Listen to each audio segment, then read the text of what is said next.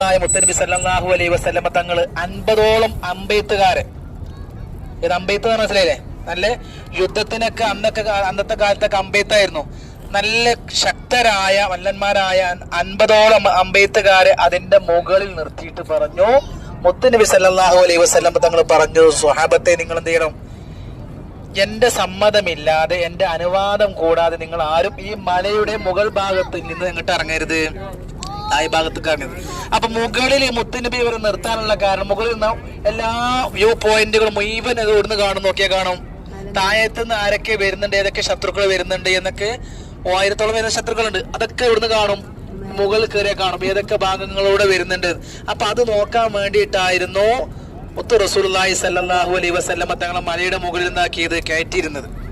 ആ സമയത്ത് എന്ത് ചെയ്തു, ശത്രുക്കള് ഒനീമത്ത് സ്വത്ത്, കുറച്ച് ആളുകൾ ഇങ്ങനെ തായ് ഭാഗത്തിൽ നിന്ന് യുദ്ധത്തിൽ നിന്ന് പരാജയപ്പെട്ട പോലെ ഒനീമത്ത് സ്വത്ത് ഉണ്ടാവുമല്ലോ, ആ ഒനീമത്ത് സ്വത്ത് ഇങ്ങനെ പൊറുക്കുന്നത് കണ്ടപ്പം കുറച്ച് ആൾക്കൊരു ആഗ്രഹം, പഠിച്ചോനെ ഓർക്ക് ഈ ഒനീമത്ത് സ്വത്ത് കിട്ടില്ല, നമ്മക്കും കൂടി അവകാശപ്പെട്ടതാണല്ലോ, അത് നമ്മക്ക് എടുക്കാന്ന് പറഞ്ഞ കുറച്ച് ആളുകൾ എന്ത് ചെയ്തു, മുകളിൽ നിന്ന് മുത്തുനബിയുടെ സമ്മതം കൂടാതെ മലയുടെ മുകൾ ഭാഗത്തിൽ നിന്ന് ഇറങ്ങി.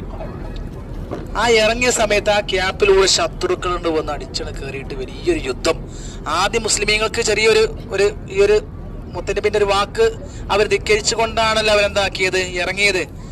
അപ്പം ശത്രുക്കൾ എന്ത് ചെയ്തു, പലരും വന്നിട്ട് എന്ത് ചെയ്തു, അവരെ കൊല ചെയ്യപ്പെട്ടു. നമുക്കൊക്കെ അറിയാം, നമ്മൾ ബദർ യുദ്ധം നടക്കുന്ന സമയത്ത് മഹാനായ, അതിന്റെയൊക്കെ കടിഞ്ഞാൻ പിടിച്ചത് ആരായിരുന്നു, മഹാനായ ഹസദുല്ലാഹി എന്ന് പറയുന്ന വിശുദ്ധമായ ഖുർആനിൽ പറഞ്ഞ ഹസദുല്ലാ, അള്ളാഹുവിന്റെ സിംഹം എന്ന പേരിൽ അറിയപ്പെടുന്ന മഹാനായ ഹംസത്തുൽ കറാർ റളിയല്ലാഹു അൻഹു അല്ലെ, അവിടെ കൊന്നു. ആരെ കൊന്നത്?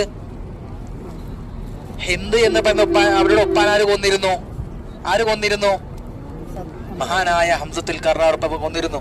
അപ്പം അവിടെ പിന്നെ ഹിന്ദ് എന്ന് പറയുന്ന പെണ്ണ്, അവൾക്ക് ഭയങ്കര ഇതേനി, ആരെ, എന്റെ ഉപ്പാനെ കൊന്ന ആളെന്ത് ചെയ്യണം, അവരുടെ തലർക്കണം. അങ്ങനെ എന്ത് ചെയ്തു, ഹിന്ദ് എന്ന് പറയുന്ന പെണ്ണ് എന്ത് ചെയ്തു, ഹംസ റളിയല്ലാഹു അൻഹു കൊല്ലാൻ വേണ്ടിയിട്ട് എന്ത് ചെയ്തു, ഒരാളെ ഏൽപ്പിച്ചു.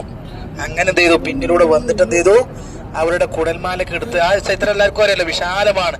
ആ ഒരു സംഭവം നടക്കുന്നത് എവിടെ വെച്ചാണ്, ഈ ഭാഗത്ത് വെച്ചിട്ടായിരുന്നു.